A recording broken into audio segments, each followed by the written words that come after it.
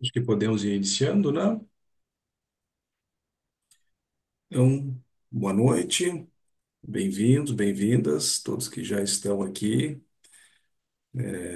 Quero inicialmente saudar a presença, então, da Yasmin, do Érico, do Luciano, que vão estar conduzindo o nosso bate-papo dessa noite.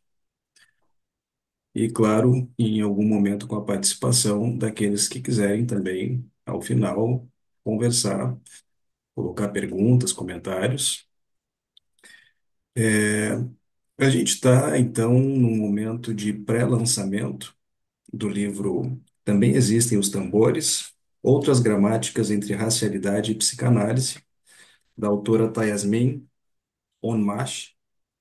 Eu estou aprendendo a pronunciar o sobrenome da Yasmin. Esse livro aqui, ele acabou de sair do forno, acabou mesmo. E, bom, é um momento muito feliz, especialmente porque na editora Discurso, então, não me apresentei, mas sou o editor, né, desse livro, na editora Discurso.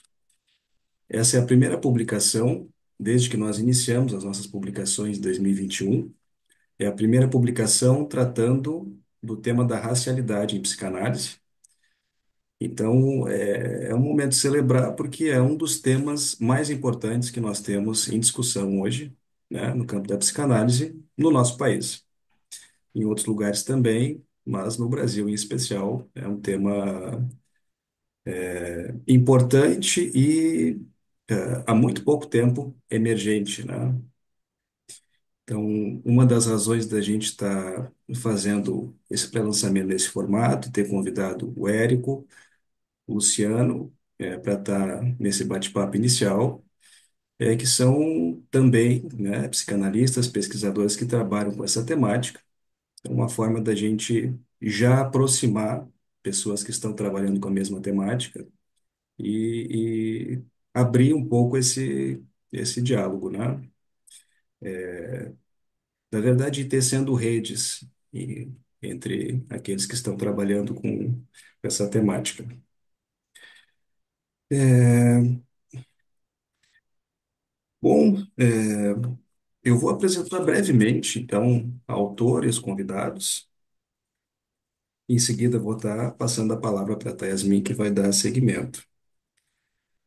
Yasmin Onmash é psicanalista e escritora, tem formação na área de linguística e formação acadêmica na área de psicanálise, clínica e cultura, né, mestrado pela URGS, e é autora dos romances Uma Chance de Continuarmos Assim e Vozes de Retratos Íntimos, que foi vencedor dos prêmios Açorianos e Ages e finalista do Prêmio São Paulo de Literatura e semifinalista do Prêmio Jabuti.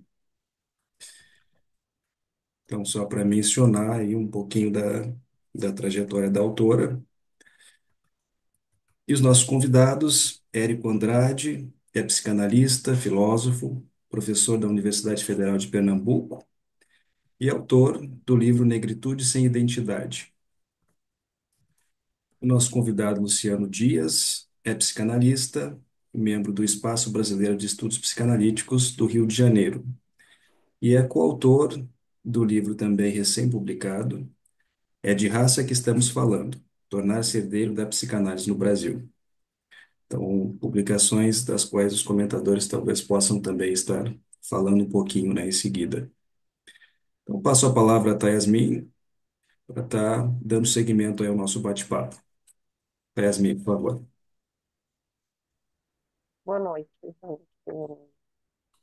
Não só um prazer, como um privilégio estar aqui. E essas pessoas, né, de tantas origens, cores e lugares do Brasil. Yasmin, É, oi. talvez um pouquinho mais, o microfone um pouquinho mais perto. É um prazer estar aqui, né? E é também um privilégio, tá? Com tantas pessoas de diferentes cores, origens, lugares. Deixa eu contar para vocês rapidinho que quando eu fiz a minha banca de mestrado, que foi em 2019, 2019, mas antes disso, já na qualificação, foi muito difícil encontrar uma psicanalista negra, né, ou um psicanalista negro. Então, claro, né, agora felizmente não é uma banca, né, estamos aqui numa noite que é praticamente uma comemoração, mas vejam bem, né, eu consigo chamar dois psicanalistas negros, né, então é, eu fico realmente até um tanto emocionada, assim, de ver que é uma discussão muito difícil, mas ela está acontecendo, né? Ela está andando. Então, assim, conforme a gente combinou, para explicar, assim, para o pessoal que chegou depois, é, eu vou falar um pouco, então, de como eu chego a este livro Também Existem os Tambores, tá? Que não deixa de ser também uma forma de eu apresentar o meu pensamento para vocês, né? É, eu, além de psicanalista, eu sou escritora, né? Eu escrevo, de algum modo, a gente estava falando assim, da quantidade de livros, né, que são publicados em psicanálise, né? De algum modo, os psicanalistas são escritores, né? Escrevem bastante, mas eu me dedico também à literatura. É, os livros que eu publiquei até hoje foram no campo da literatura. E é o campo da literatura que me leva ao mestrado, né? Eu nunca tive, assim, sigo não tendo exatamente um interesse em seguir carreira acadêmica, mas me deparei ali tentando escrever um livro em que a questão racial estivesse fortemente colocada, e na impossibilidade de conseguir descrever o corpo negro, que é o meu corpo, né? É, eu então fui para um sarau de poesia negra, né, para ver como é que essa galera que escreve o tempo inteiro sobre o corpo negro fazia, né? E ali então me ocorre o que norteou a minha questão de mestrado, que é a partir de um aforismo lacaniano, que é o inconsciente ou discurso do grande outro, né? Só que era um momento na psicanálise em que a questão de pensar a questão racial apenas como identitária era predominante, né? Embora agora voltou, né? Voltou à baila, assim, naquele momento era praticamente só assim que se entendia, né? Então, de certa forma, eu também imbuí a minha pesquisa de ser uma certa provocação para os psicanalistas, querendo dizer assim, olha, a própria psicanálise já tem elementos para pensar a questão racial. Não pensou, porque vocês são todos brancos, né?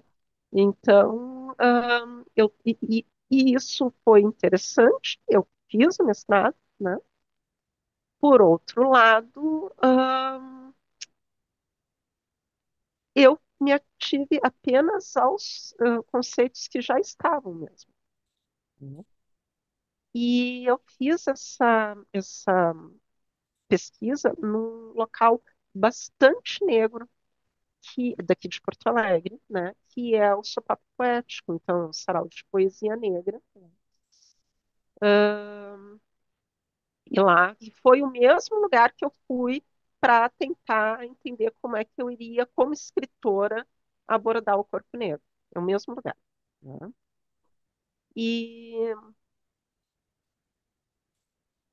e aí eles falam sobre identidade o tempo todo, né? Mas naquele momento do mestrado eu estava interessada em falar sobre arte, né? Em falar sobre nome. E aí eu não quis entrar na discussão mesmo, né? Eu falo muito rapidinho ali no mestrado e não quis entrar. É, mas algo aconteceu comigo, né? Teve duas questões. Uma, aqui temos uma diferença regional, tá?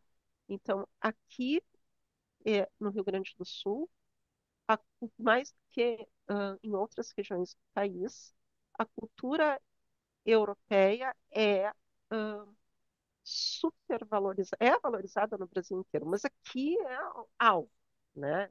Esse é um ponto. O outro ponto é que aqui ah, a gente ascende um pouquinho socialmente, a gente realmente não encontra mais negros, né? De fato, a gente se torna muito facilmente negro único, né? Então, acho importante trazer esse contexto da cultura aqui do Sul. E quando então eu passo e eu, né, eu estudei em colégio, minha origem é de classe média, né? Estudei em colégio particular, né? Eu me vi sempre muito como negra única na formação em psicanálise também, né? Enfim. E quando eu entro num ambiente de onde tem, digamos, 100 pessoas e 96 são negras, né? É uma experiência que vai se repetindo, né? É um sarau que ocorre uma vez por mês. E nesses 2 anos de mestrado, em algum momento, lá dentro, eu não me vi como negra. Deixa eu explicar. Não como negra, não como a negra da branquitude, né? Porque a profusão de fenótipos é algo que o racismo não nos deixa perceber, né? Que temos somos negros, né? Mas temos cores de pele diferentes, narizes diferentes, cabelos diferentes, né? Essa foi uma experiência bem importante, né? E a outra foi, de fato, ter contato com isso que eles chamam de identidade. Só que depois, então, que eu acabo, concluo o mestrado, meses depois, eu não tenho experiência de terreiro, né? Tenho tido recentemente, mas é algo pós-mestrado. Eu encontro, então, o Itã de Oxum, né? O Itã de Oxum, e ali, quando o Itã tem muita a história de Oxum é muito maior do que o recorte que eu faço, né? Mas quando eu entendo a posição de espelho de Oxum, me cai a ficha de que espelho que eles estavam falando no sarau, né? E ali eu me afasto mais ainda do que os psicanalistas, da discussão sobre a identidade dos psicanalistas, porque não é que a identidade nesses moldes não esteja colocada, mas é que está se chamando muitas coisas de identidade, tá? E nem tudo é a identidade que os psicanalistas acham que estão escutando. É, e aí é que começa, então, de certa forma, né, a existir este livro. E embora foi no início de 2024, eu acho que o Josias veio falar comigo, ou fim de 2023, por aí, né? Mas, assim, sei lá, ali por 2020, né? Eu começo a pensar que talvez, quem sabe, eu tenha mais coisas a dizer, né? E aí eu fiquei pensando, tá, e esses conceitos, então, que eu pego do marxismo, né, tipo discurso, desculpa, ideologia, eu pego do marxismo, discurso da linguística, né? Essas questões que eu pego, assim, de uma base mais europeia, né? Eu não poderia pensar, né, será que dão conta do que eu quero dizer, né? Será que eu não consigo pensar de outro jeito, né? E aí aquelas coisas, né, vão aparecendo textos, né, vão aparecendo livros, e a gente vai lendo. Eu preciso aqui fazer um apontamento, né, que enquanto eu estava no mestrado, eu não sei por onde tu andava, Érico, mas eu pensava assim, isto daqui eu acho, mas quem deveria estar falando sobre isso é a filosofia. Cadê os alunos pretos da filosofia, né? Jesus, onde é que eles estão, né? Meu Deus, por que que não estão produzindo? Estão produzindo, eu não estou encontrando onde é que está, né? Eu não tenho condições de sustentar isso daqui. Eu já peno para sustentar as coisas dentro da psicanálise, vou me meter ainda na filosofia, não tem como. Né? Então, eu não me lembro se foi em 22 ou em 23, acho que foi em 23, que o livro Negritude Sem Identidade cai nas minhas mãos, e aí ele cai assim, bah, né, agora eu consigo escrever, né? Agora vamos lá, me sinto mais respaldada, consigo avançar, consigo falar do que eu estou falando, né, do que eu quero falar. E então, assim, é esse conjunto de coisas que me ajudam. Também queria, não é que eu queria, que eu acho que eu não consigo manter essa discussão ali num certo, numa fronteira que conjugue psicanálise, linguística e literatura. Tá? Então, trazer o que já estava no meu mestrado, mas trazer a fala, que é uma fala breve da Nilma Lino Gomes, né, que vai tratar, então, dessa marca que a gente carrega no corpo, né? Que assim é o que eu chamo de cosmologia moderna da branquitude, assim nos coloca, né? É como uma marca linguística, né? Uma marca de linguagem, é algo que segue me parecendo precioso, né? E de uma certa forma também não desvincular a discussão racial do capitalismo, né? Que aí também tem muitos autores que falam sobre isso, o próprio Fanon, né? Mas eu gosto muito de um poeta, né? Que é o René Depestre, que é um poeta comunista, né? Eu brinco que ele é tão comunista, que foi expulso de Cuba. Né? Foi. Ele foi expulso de vários países, né? Incluindo Cuba. É, isso eu também mantenho da minha dissertação. E, para finalizar, também outra pergunta, né, aliás, duas perguntas, né? Uma pergunta que eu ficava me fazendo é por que, nesta questão, a psicanálise não se aproxima de outros campos, já que a psicanálise se aproxima de outros campos, né? Isso é uma das características da psicanálise. Todo o seu desenvolvimento se dá em diálogo com os outros campos, né? Tá certo que ela muitas vezes, né, transforma isso em outra coisa, pega, se serve de outros campos e transforma em outra coisa. Mas é isso, né? Ela vai se servir de outros campos. Por que não nesse? Né? Afinal, né, a sociologia, né, tem vários campos, né, que poderiam, da qual ela poderia estar se servindo, inclusive dos saberes populares. E aí eu não podia deixar os saberes populares de fora. Isso é um compromisso para quem esteve dentro do seu papo poético, porque ali se constituíam alguns saberes. Né? Então era um compromisso para mim trazer isso.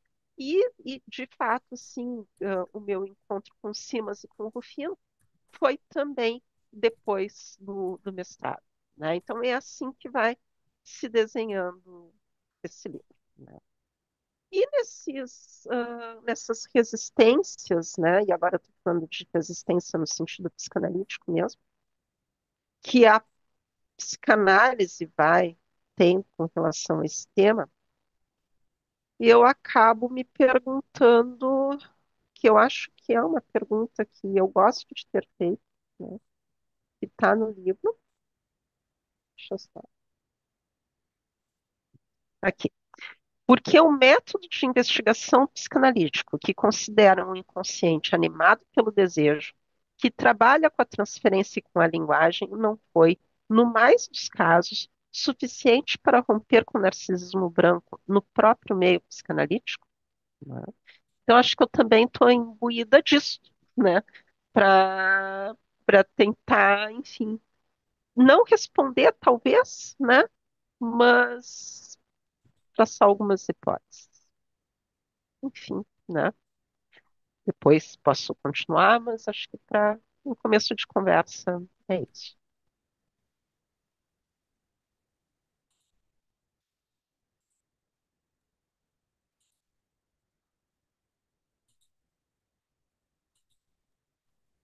Bom, gente, boa noite. Eu acho que sou eu, né? Se vou considerar a ordem alfabética.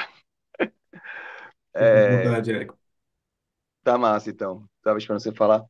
Então, primeiro eu quero iniciar agradecendo o convite e dizer a alegria que tá nessa roda aqui com vocês, tá nessa conversa.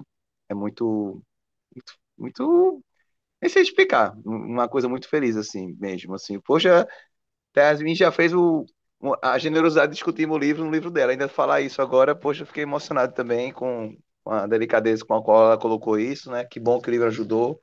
Fico muito feliz.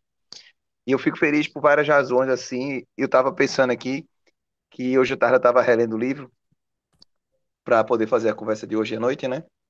E eu li o livro, né, do início ao fim, aí hoje à tarde eu terminei fazendo um movimento contrário, de começar do fim para o início, né? E eu tinha destacado algumas passagens no livro, né, que eu achei muito interessante, várias coisas. Eu destaquei alguns pontos para conversar, que eu estou aqui do meu lado. Mas eu acho que, enfim, não vou seguir o roteiro que eu pensei, não. Eu queria falar mais livremente, né, do que a Thais me fez. Ela tem a vantagem de ser uma mulher da literatura, então ela faz um livro que é bom de ler, é massa, enfim, super ótimo. Isso aí é uma coisa extraordinária para quem vai ler, tá? O livro é curto, é um tamanho bom, dá para ler, muito claro, enfim, muito bom. Não, eu acho que tem que ser lido como eu li, inclusive, do início ao fim e do fim ao início. Ou seja, ler, como o povo diz, de frente para trás, de trás para frente. Então, acho que é uma coisa que eu deveria iniciar a nossa conversa sublinhando isso, tá bom? Outra coisa interessante, né? Quando tá uma alegria estar com o Luciano aqui também, a gente já teve em outras rodas. E, Tasmin, é notável que temos aqui três regiões do Brasil, né? Três pessoas negras de diferentes regiões: Sudeste, Nordeste e Sul, né? Eu acho que isso é uma coisa também importante de ser dita, né? Eu acho que é uma coisa que eu não poderia deixar de sombrear. E eu acho que a questão que a gente coloca, né, quando fala a gente, porque eu me sinto participante desse debate de alguma forma, do livro, no sentido de que é uma ideia que a gente comunga, né? E por isso que eu falo a gente, que é uma questão que eu acho que está presente de algum modo no texto, que é entender em que medida a psicanálise pode ser uma aliada ou uma adversária da gente. Eu acho que esse é um ponto que temos que pensar de maneira muito aguda, e o livro de Yasmin é um convite para a gente fazer isso, tá? Eu acho muito bom. Você foi assim, é, além de escrever um livro ótimo, você resumiu e tocou nos pontos essenciais do seu livro de maneira ótima e sintética aqui nesse início de conversa. Eu fiquei impressionado. É muito interessante a forma como você trouxe. Achei assim maravilhosa, porque uma coisa que me chamou muita atenção no texto, eu tô dando spoiler, tá, gente? Eu dou spoiler, mas eu vou dar um spoiler suave. Vocês vão lá ler o livro, tá bom? Eu vou dar um spoiler do bem, tá? Só para motivar a galera a ler. E é porque, como eu tô com o livro na cabeça, a fala de Yasmin tipo, é o osso do livro, assim, é a alma do livro, assim, é um negócio que estrutura o livro, né? E eu achei massa, porque tem uma coisa que ela coloca no texto, que é uma disputa semântica sobre o próprio termo negro, e que é um pouco que está na fala da lei. Quem lê o livro vai entender o que eu tô falando de maneira mais clara, tá? Então, eu vou aqui falando com spoiler, pero não muito, né? Tipo, leiam. Mas eu acho que tem uma discussão que ela trouxe aí que é justamente acerca da identidade negra, ou seja, é uma disputa semântica do que é ser negro, né? Talvez a gente pudesse dizer, né, Tasmin, eu não sou o seu negro, eu não sou sua negra. E pensar em negritude a partir de outras experiências que contemplam, como você disse brilhantemente, ele já na fala e está no livro, né? Outros corpos. Então eu acho que tem uma coisa muito interessante aí, que aí você traz você falou do movimento artístico, né? Que você fala no livro, inclusive, também, que você frequenta, na verdade. E eu queria destacar aquilo que está presente no teu texto, que é o movimento negro. Né? Ou seja, como o movimento negro também trouxe a possibilidade de a gente questionar a própria noção de negro. Né? Eu acho que isso é uma contribuição muito bonita do teu trabalho e insere nessa disputa semântica que você coloca nesses termos um debate muito interessante sobre a própria noção de identidade. Né? Não é qualquer identidade que a gente pode chamar de identidade negra, né? Tem que ser uma identidade contracolonial, e aí você faz isso de maneira muito interessante quando você convoca para a roda essa, essas outras formas de conjugar percepção. E aí eu volto à questão da psicanálise, assim, a psicanálise, ela pode ser uma aliada ou uma adversária, né? A gente pode pensar nesses termos também. Mas ela é europeia, logo a gente tem que abolir ela por ela ser europeia. Não funciona, porque as culturas elas são atravessadas umas pelas outras. E a própria filosofia que se diz grega, ela também é egípcia, ela é do Kemet, né? Então a filosofia não é uma coisa que brota na Grécia por iluminados, sobretudo homens, né? Mas é um processo histórico de reflexão, de autorreflexão, que alguns povos vão aderindo. Então, acho que a psicanálise também ela não é propriedade da Europa. Ela pode ser discutida por nós aqui no Brasil a partir do nosso próprio território. Que eu acho que é o que a tua obra faz. Ela convoca a gente para isso. E aí eu acho a noção de gramática, que está no próprio subtítulo, muito precisa e importante. Tá? Por quê? Porque em que medida, quando a gente pensa a psicanálise em base de outra cosmopercepção, o espelho de Oxum é extraordinário, né? E para isso você toca nesse ponto de maneira muito interessante no teu trabalho, que é justamente pensar em que medida a gente pode assentar a psicanálise em outras cosmopercepções, que é o que o teu trabalho está fazendo como convite. Eu acho que o teu trabalho tem uma coisa extraordinária que é chamar a gente, né, para esse debate de pensar a psicanálise em outras bases. Porque, por um lado, você vai mostrar os limites da psicanálise quando você faz essas críticas que você está trazendo, né? E aí você mobiliza meu próprio texto também para mostrar essa crítica, essa construção da identidade, do sujeito moderno, né? Se a gente pode entender o sujeito da psicanálise como sujeito fora excluído da ciência moderna, ele não deixa de ter uma relação com ela no que diz respeito a essa Weltanschauung, nessa percepção de mundo que é europeia. Eu acho que o teu livro termina trazendo isso para a gente, tá? Mas aí eu acho que é um ponto muito bom, né, do trabalho, né? Que é colocar em questão a psicanálise a partir de uma experiência cosmoperceptiva. As pessoas chamam cosmovisão, mas eu estou chamando aqui cosmopercepção, que não é escrita na tradição estritamente europeia. E aí tem uma coisa muito boa no teu texto que eu achei uma provocação extraordinária, é que o próprio Lacan, né, no Seminário 18, falava de questões relativas ao racismo e essas questões não chegam ao Brasil. É isso que impressiona, ou seja, porque o país marcado pelas questões de racialidade não tangenciou esses textos do próprio Lacan. Eu acho que essa é uma questão que você traz que eu acho extraordinária. Que a gente já sabe a resposta, óbvio, né? Mas eu acho muito importante colocar da forma como você coloca no seu trabalho. Então, eu achei esse primoroso, tá? E o trabalho tem passagens assim ultra bem escritas. Eu destaquei várias na minha leitura, né? E que são realmente assim animadoras para a gente. E por fim, eu queria deixar outra coisa registrada que eu acho que é fundamental, que é o trabalho que você fez é o trabalho que acho que nós, pessoas pretas contemporâneas, temos que fazer sempre. Quer se citar, quer se ler, né? Quer discutir nossos trabalhos. Eu acho que esse é o ponto importante. Não é pegar certas pessoas negras como fossem assim, totens, assim, intocáveis e pronto, está na cota da citação. É trabalhar a gente negra que está discutindo hoje, nesse momento, a psicanálise, negritude, racismo e branquitude. Então, o teu trabalho se insere nesse debate e certamente vai passar também a constar nas minhas referências, nos meus cursos, das minhas discussões que eu tenho feito para o Brasil todo e que certamente o teu livro, para mim, é uma espécie de aliado e certamente parceiro de roda de debate e discussão. Quero dar os parabéns para você. Eu sei que não é fácil ser negro em lugar nenhum no Brasil, mas eu tenho noção também que ser em Porto Alegre, uma mulher negra não é simples, né? E você é uma mulher de fibra. Fibra realmente pulsante. E tua obra é uma, uma ode à vida, sabe? Eu acho que é isso também interessante, não é? Não é acostumar a falar a gente desde a ótica do sofrimento apenas, mas é pensar também que a gente é produtor de epistemes. E teu livro ajuda nisso. É isso, parabéns. Estou bem feliz de estar aqui com vocês hoje. Obrigada. Obrigada. Vou, vou direto? É isso, né? À vontade, Luciano. Tá certo. Boa noite a todos. Eu quero agradecer muito o convite que me chegou pelo Josias, pela Yasmin. Estou muito contente de estar aqui, de poder de rever o Josias, de conhecer a Yasmin e rever também o Érico.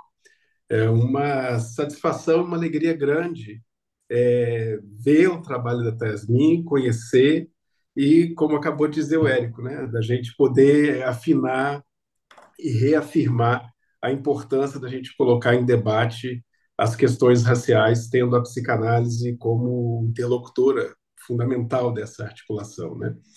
Eu quero também quero fazer alguns comentários assim sobre o trabalho, mas queria começar destacando assim, enfim, destacar alguns pontos breves assim que me chamaram a atenção. O Érico já disse da qualidade do texto, do ânimo de vida realmente, do ânimo de resistência, como você coloca, que o seu livro produz na gente, né? Inclusive me chamou a atenção pensando a forma. Claro, o estilo já é uma coisa que a gente só aprende, né? Mas a maneira como que você termina cada, não sei se você chama de parágrafos, né? Você chama de ensaios, né? Mas a maneira como você sintetiza ali os últimos parágrafos de cada ensaio, eu acho que eles dão conta justamente desse fôlego de ânimo e de vitalidade que o seu texto produz. A cada ensaio é isso, é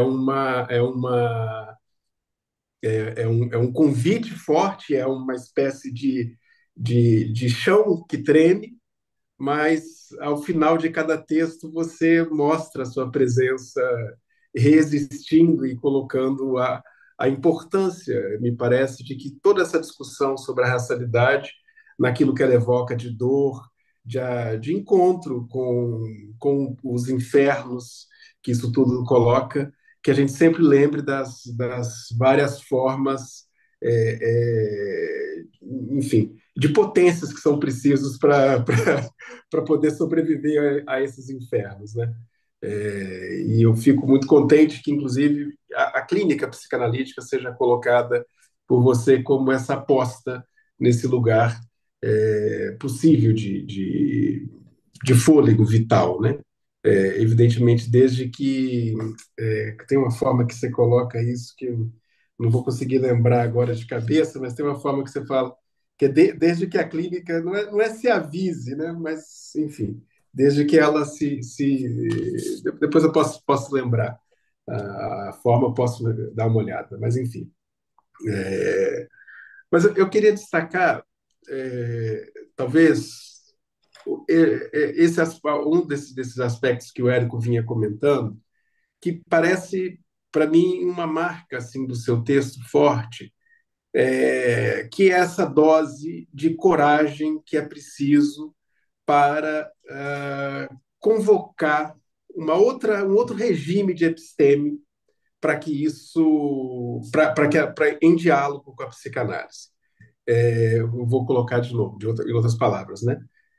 Essa coragem que você tem de reconhecer que um passo importante foi dado quando a gente pode anunciar a raça como uma questão fundamental para a psicanálise no Brasil, mas o fato de que um passo adiante também é preciso, e esse passo adiante ele passa por a gente reconhecer que os referenciais de matriz africanos, a sua cosmologia, a sua cosmogonia, a sua mitologia, elas são ou podem vir a ser um manancial infindável para a gente revisitar e rever, alargar, se a gente quiser, talvez ser mais, falar de uma forma.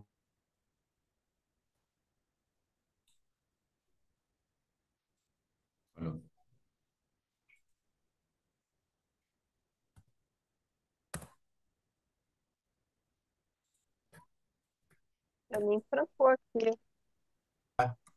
Eu dialogo com essa matriz como aquilo que ela é, uma filosofia, que talvez por vários fatores impedidas de ser reconhecidas como tal. Enfim, o terreno dos mitos, né? Ele sempre foi muito caro, sobretudo a Freud, que percorreu assim diversas naturezas, né? E me anima muito a partir do seu texto, a partir das provocações, das inquietações, das problematizações que você coloca, me anima muito a gente imaginar o quanto a psicanálise pode ser alargada a partir de um diálogo efetivo, em pé de igualdade, se a gente quiser dizer assim, com essas outras referenciais e com essas outras experiências é, de mitologias e de cosmogonias que você recolhe da matriz africana. Isso é uma coisa que não tem como, pelo menos da minha parte, né, ver o seu texto sem ser tomado por esse fôlego de ânimo, esse fôlego de diálogo. É uma coisa realmente muito fundamental. Justamente, né, no sentido da produção desse decurso que você enuncia, né, um outro curso possível para a psicanálise. Eu já quero talvez passar a palavra, mas queria talvez destacar mais um aspecto assim que me chama muito a atenção e que eu quero deixar para a gente conversar também, enfim, porque quando você vai chamando, né, a branquitude para o diálogo a partir dessa, como é que é o termo que você retoma do Emiliano e do D'Amico, né? Me perdi. Você até citou agora e eu perdi o texto. Cosmologia moderna da branquitude. Pronto, perfeito. Tá. Que é um termo muito, muito bom que você, felizmente, explora mostrando o alargamento dele, né? Porque eu acho que realmente é disso que se trata. É de pensar as ficcionalidades dessa cosmogonia e por que que essa cosmogonia, naquilo que ela se coloca como reluzente, ela apaga as outras em torno dela, né? E eu queria destacar justamente isso quando você diz assim, olha, aquilo que fica como saldo, quando a gente pode pensar a negritude como tal, e os referenciais de matriz africana nesse pé de igualdade, é a gente perceber como essa opção de exclusividade calcada na cosmogonia da branquitude, como ela tem uma consequência muito imediata. Ela é aquilo que produz um empobrecimento da tradição psicanalítica e seu espelho e o seu narcisismo impedido de ver outra coisa a não ser a si próprio. Eu acho muito, muito bacana quando você enuncia de que uma das consequências da gente manter fora ou manter esse predomínio da branquitude é a gente se empobrecer. Como a gente fica empobrecido quando o espelho de fato é a única referência, né? E o que me chama a atenção é que você vai destacando, justamente quando vai chamando, né, a importância da gente pensar essa questão do comum, é que se a gente pega, por exemplo, a psicanálise com Freud, a ideia do conflito é fundamental. O Freud nunca parou de tratar o conflito, num lugar psíquico de primeira grandeza. Agora, por que será que nós, em psicanálise, tememos tanto o conflito ou queremos frear tanto a discussão racial com essa ideia de que a gente não pode falar dessas questões porque elas são questões potencialmente conflitivas. A gente está no conflito com Freud. O conflito não é o ponto de chegada, não é o ponto de partida. Trata-se da gente perguntar por que será que a gente rechaça esse debate usando, né, a ideia de que o conflito é justamente aquilo que a gente vai colher como efeito de colocar a questão racial, né? Você usa o Rancière com a ideia do dissenso, né? Eu estou tomando o conflito como sinônimo do dissenso. Em psicanálise, o dissenso é constitutivo. Então, por que será que a gente se amedronta tanto de tratar essas questões em pé de igualdade e de apostar na nossa capacidade de um conflito, de tratar qualitativamente o conflito, né? Sem que a gente tenha o que eu quero dizer com tratar qualitativamente o conflito é o fato de que a gente não precisa recuar previamente e não precisa tomar o conflito, né, na sua vertente, sei lá, de extrema direita, né, como se fosse necessariamente a aniquilação do outro, né? Quando na verdade a gente pode pensar justamente naquilo que há de importante num país como o nosso, da gente poder qualificar a capacidade do conflito. Isso talvez tenha algo do trabalho analítico nisso, né? A gente apostar que os conflitos estão aí e que eles podem ser qualificados. Eles necessariamente não se equivalem à destruição, né? Enfim, me alonguei um pouco e quis destacar uma questão que me chama a atenção, mas para a gente seguir a conversa. Mais uma vez, parabéns pelo trabalho, fico uma alegria imensa te ler. Eu acho que a melhor forma, talvez, de anunciar isso foi dita pelo Érico, de fato, a aquisição de um companheiro de trabalho e de luta a chegada do seu texto. Muito obrigada, Luciano. Obrigada, Luciano. Então, né, tu estava falando do conflito, né? Pegar o conflito, como assim pegar o conflito como se for só a expressão, única via é a expressão da pulsão de morte, né? Se o conflito for entre duas alteridades colocadas, se a alteridade estiver colocada, né, a gente está falando de posição, de pulsão de vida, né? Muito legal, não tinha, enunciado desse jeito, não tinha pensado nisso.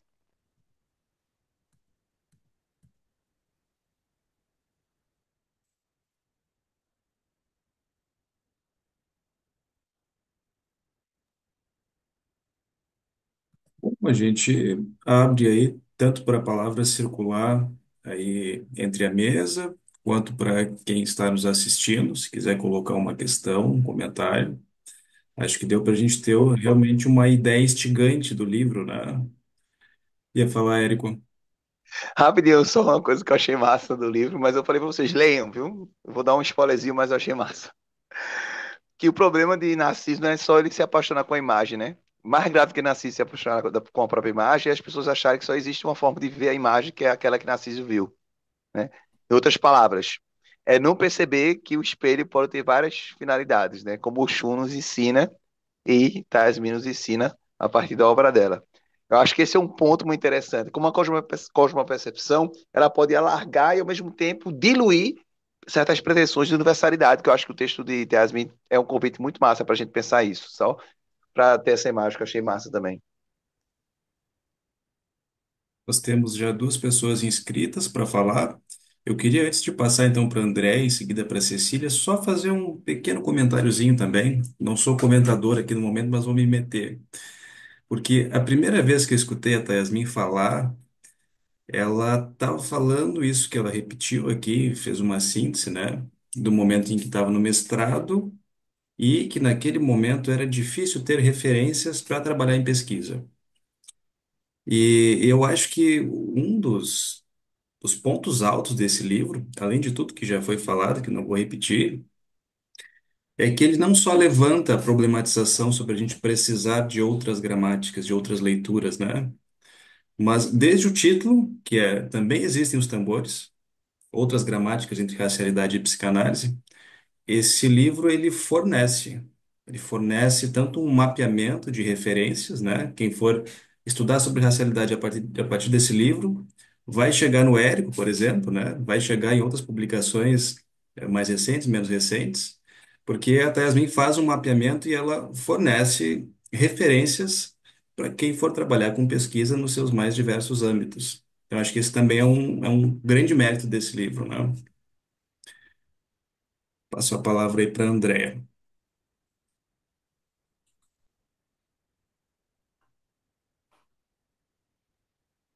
Boa noite a todos e todas aí. Eu queria agradecer, assim, a fala de vocês estava muito bacana, muito legal. Eu faço um grupo com a Yasmin já há um ano e eu não consegui ler o livro ainda porque eu comprei, mas não recebi. Mas muito do que a gente tem estudado, assim, eu escutei na fala de vocês, né? Acho que a Yasmin, ela é uma pessoa, assim, muito, ela tem uma facilidade, né, ela deixa claro coisas que às vezes são muito complexas, né, isso é um dom, assim, que ela tem. Então, eu queria, na verdade, assim, perguntar para ela, tá, Yasmin, no que a literatura te ajudou a constituir esse livro que tu fizesse hoje? Oi, Andréia. A Andréia é Oi. uma colega, assim, bastante próxima. Ahn, a literatura, ela me ajuda a não tornar a psicanálise sacra, tá? A acreditar, apostar muito na ficção, a radicalizar o que Lacan fala, né? Que a realidade tem estrutura de ficção. Então, acho que é isso. Mas uma aposta que eu estava falando um pouco disso com o Luciano antes de vocês entrarem. A aposta de que a própria escrita vai conduzir, tipo associação livre, vocês sabem, quando, né? Você sabe, desculpa. Mas assim, quando a própria escrita, assim, leva, a gente pode, né, levar para lugares que a gente não esperava chegar. Então, quando eu gostaria, por exemplo, de ter ido mais adiante com Exu, né, e Encruzilhada, mas eu fui bastante adiante do que eu tinha naquele momento, né, porque teve algo ali que foi se dando na escrita também, né. Então, acho que me ajuda a me autorizar nisso.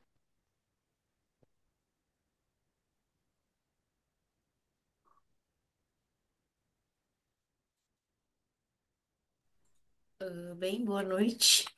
Eu quero dizer que estou muito alegre de escutar essa conversa, assim, me anima muito. E eu fiquei pensando, assim, e queria escutar um pouco mais, tá, Yasmin, sobre esse mito de Oxum que tu falas, porque eu faço uma pesquisa há um tempo sobre sobre o filme M8, Quando a Morte Socorre a Vida, que é um filme que é um estudante de medicina, que é um homem preto, e daí ele trabalha lá numa cadeira, com corpos, né? Eles fazem coisas em corpos e são corpos pretos, são todos corpos pretos. E daí ele sonha com esses corpos e ele sonha que ele é um desses corpos ali. E agora, quando tu fala sobre isso, né, essa autoridade tiver colocada, tem uma pulsão de vida, e é uma questão que eu fiquei muito tempo nessa pesquisa pensando nessa questão da pulsão de morte, que fala o Freud, né? Mas que também tinha pulsão de vida, assim, nesse filme, e eu fiquei, agora, lembrei disso, de que ele entra num conflito, e de alguma forma, essa questão do espelho que tu traz me faz entender um pouco mais esse filme, no sentido de quando ele olha aqueles corpos ali, quando ele sonha com aqueles corpos, ele sonha que é ele mesmo morto, ele se enxerga além, né? Ele enxerga os ancestrais e ele entra num conflito de honrar esses ancestrais, daí ele consegue dar enterro para esses corpos, etc, etc. É isso, muito obrigada por escutar vocês, assim. Eu que agradeço a presença e a pergunta, Cecília. Ahn, Antes de falar de Oxum, né, eu falo longamente sobre a pulsão escópica, né? O quanto que a gente escuta na clínica a questão de falar sobre a pulsão escópica e vem muito pela clínica, né? Assim, o olhar do outro, este outro branco, né? Que se multiplica de muitas formas, mas que sempre deseja a morte, né? Sempre deseja a morte, a eliminação, sempre marca, então, esse sujeito como perigoso, esse sujeito, né, o sujeito negro vai ler nesses olhares que se multiplicam muitas vezes o desejo pela sua morte, ou vai se ver, né, como aquele que está marcado como perigoso, né? Está marcado como portador dos excessos. E então pensar então numa outra cosmologia me pareceu fundamental para isso também, né? E mas isso é algo então que eu já estava escrevendo um livro quando eu faço essa relação, né? É, mas primeiro então eu encontro o mito de Oxum, né? Ela tem suas vestimentas, né? e ela carrega um espelho. Iemanjá também carrega um espelho. Eu não parei ainda para olhar, né, de que se trata o espelho de Iemanjá. Mas de Oxum, ela não carrega um espelho assim em frente ao rosto, né? Ela segura o espelho assim, de modo que quando ela se olha no espelho, ela olha para toda a ancestralidade que vem antes de si. Essa é uma leitura. Encontrei outra que diz que é uma forma dela se proteger, né? Porque aí ela está olhando assim, ela vê quem vem por trás, né? Se algum perigo vem por trás, ela consegue ver com o espelho nessa posição. E aí, escrevendo, eu vou me dando conta que talvez essas duas acepções possam ser lidas é, como uma complementando a outra, né? Porque se vê a sua ancestralidade anteriormente, né, para um povo que foi expropriado de seu território, de seus idiomas, de sua cultura, né, é, de sua origem social, enfim, né, foi violentamente expropriado de todo o seu, as suas referências simbólicas, poder se colocar dentro de uma cadeia de transmissão simbólica, parece que não é qualquer coisa, né? Parece que é poder se ressituar em termos simbólicos. Parece que é a possibilidade de ter alguma herança, né? Uma herança possível, né? De poder, então, circunscrever, né, isso que pode estar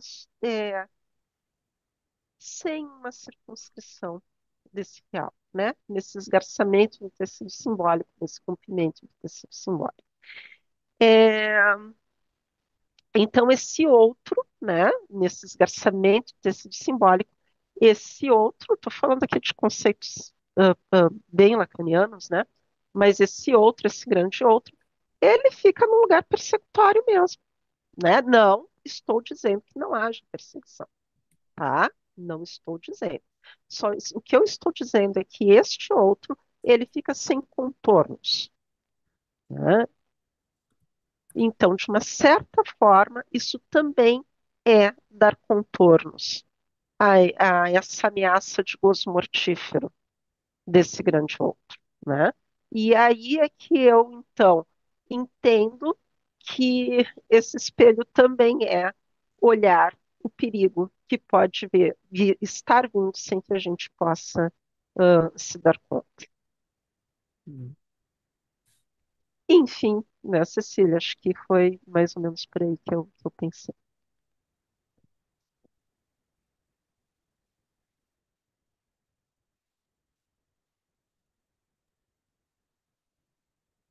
Mais alguém gostaria de colocar uma questão, comentário, uma pergunta?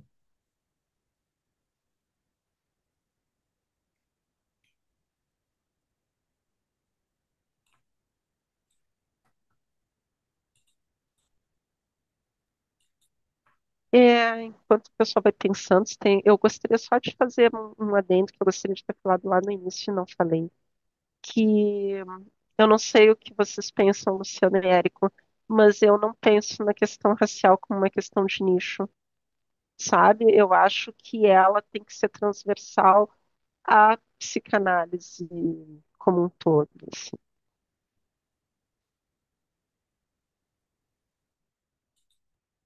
Ô, Tasmin, massa eu ter falado isso, que eu tava hoje de manhã dando supervisão pra galera de São Paulo. E eu dizia exatamente isso. Gente, não é uma questão marginal, não é uma questão assim que a gente tangencia, ela atravessa. Eu acho que esse que é o ponto. E o teu trabalho endossa isso, né? É, e eu até fiz uma postagem agora, né, dizendo, olha, mostrando o nosso debate, né? E destacando que não, também não tem mais espaço para a gente dizer que não tem mais produção de pessoas negras sobre a psicanálise. Ou seja, há uma produção de continuidade. O trabalho de Neuza não se esgotou numa obra dela feita, escrita 40 anos atrás. A obra dela está sendo revivida a partir do momento que a gente está escrevendo sobre isso. Eu acho que esse é um ponto fundamental. Quando tu estava falando agora, respondendo a nossa colega sobre o espelho de Oxum, que é um ponto forte no teu texto, que eu inclusive destaquei, é sobre esse olhar da ancestralidade, que não é um olhar só meu, ou seja, não é uma construção nossa, nada de negro único, você falou de forma brilhante, né? Acho que essa coisa de negro único também, isso é coisa de, eu fico brincando, é coisa de branco, gosto de mártir, de ser único, a gente quer roda, quer gente com a gente, tá certo? E, e tu trabalha justamente isso, então, reparando essa imagem de Oxum, como você trabalha, óbvio, né? É essa ideia de uma continuação que só faz mostrar para a gente como esses temas são transversais, porque isso atravessa a nossa história, como o nosso território, o Brasil, de norte a sul. Eu achei massa ter três pessoas, cada uma de uma região aqui do Brasil, né, que somos 5 regiões, mas temos 3 regiões aqui no debate, isso é massa. E eu acho que é isso, eu acho que tua obra, né, é um convite e é também uma coisa para se somar. A gente tem material hoje de diferentes matizes da psicanálise, dialogando questões como essa, como elementos estruturais. Talvez o tema da raça fosse um tema, não fosse um tema central em Lacan, mas para a gente ele não pode deixar de ser central, né?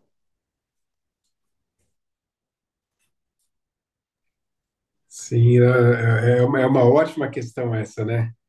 Eu acho que de forma nenhuma a gente pode pensar que essa questão racial é uma questão que tem a ver com nicho. Acho que de modo algum.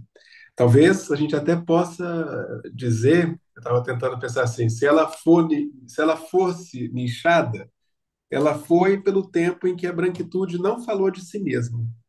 Esse talvez tenha sido um nicho histórico perpetuado.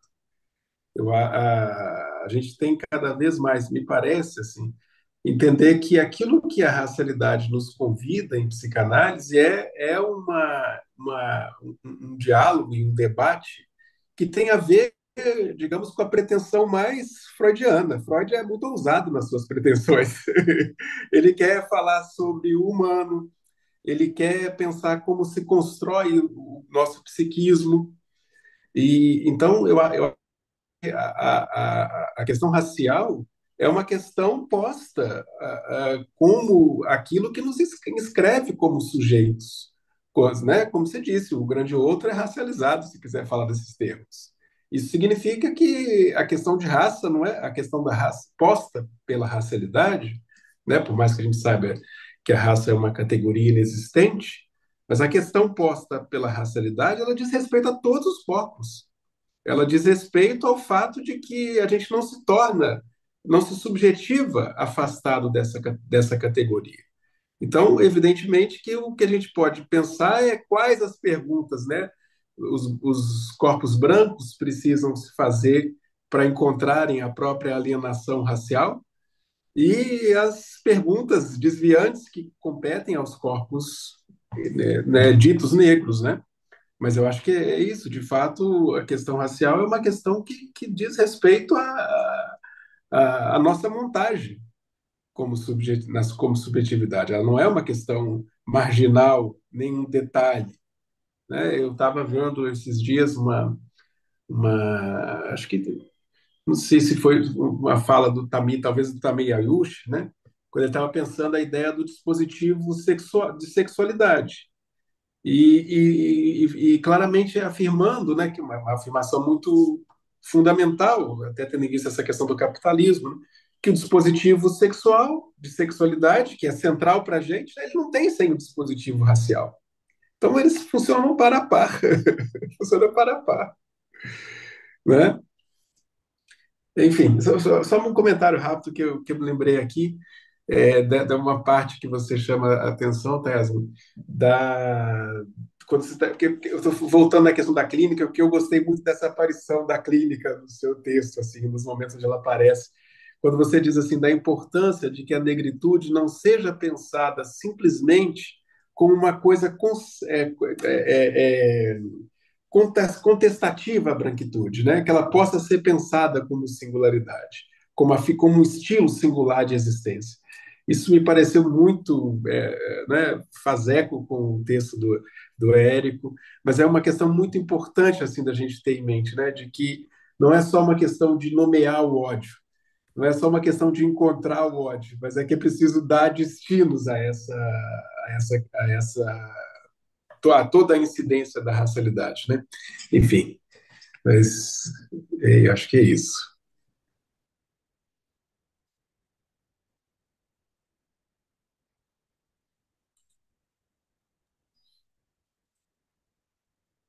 Temos mais alguma questão de quem está com a gente aqui no Zoom? Eu lembrei, assim, quando a Yasmin começa a falar sobre a experiência no Sopapo.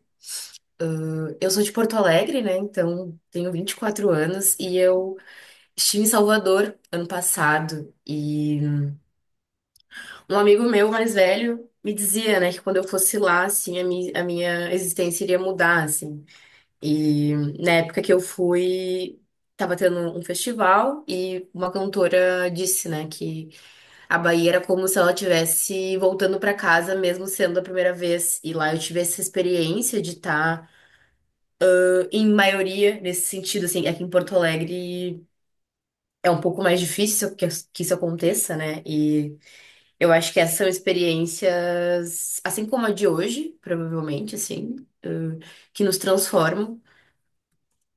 E ainda não sei, né, muito o que pensar e dizer sobre isso, mas sei sentir, assim, e das regiões do Brasil que o Érico fala, o Érico, eu acho que é de Pernambuco, eu tenho uma amiga que é de Pernambuco, que foi aluna do Érico e falou muito bem dele, assim, falou que adorou as aulas com ele, então é interessante ver que a gente vai se atravessando e se encontrando, assim.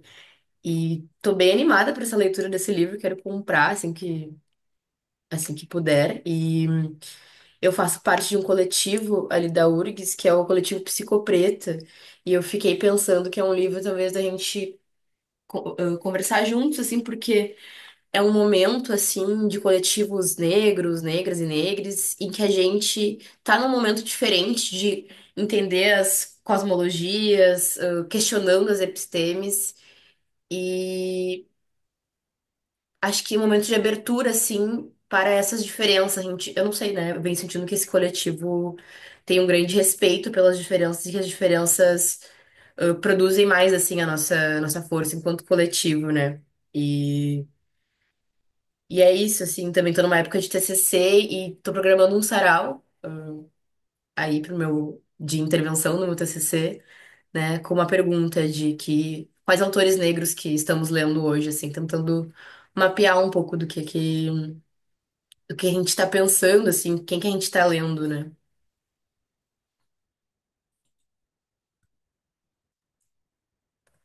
A Cecília, ela traz algo muito importante. Cecília, conheço a função da URGS também, né, Cecília?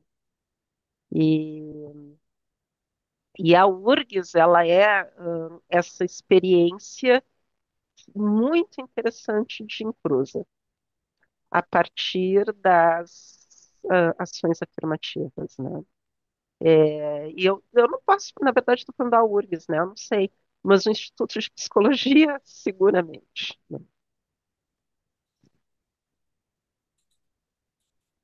Aquilo que as instituições psicanalíticas tanto temem lá na URGS, no Instituto de Psicologia, acontece e se sustenta o conflito.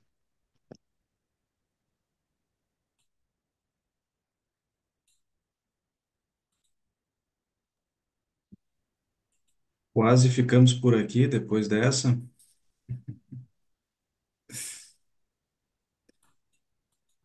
Não sei se tem mais alguém que quer fazer um comentário, colocar uma pergunta, mas talvez já nos encaminhando, né, para finalizar nossa atividade. A gravação desse evento depois vai para o YouTube, pode ser compartilhada e ganhar outros ares ainda.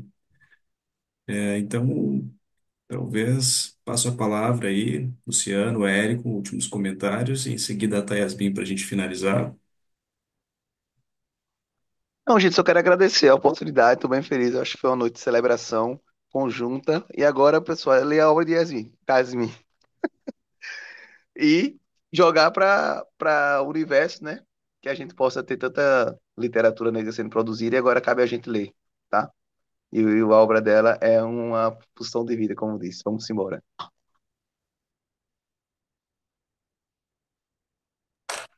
Também quero agradecer o convite e mais uma vez dizer da alegria desse momento. Um prazer imenso e vamos adiante, é isso. Seguimos. Obrigado, Yasmin, pelo livro e pelo convite mais uma vez.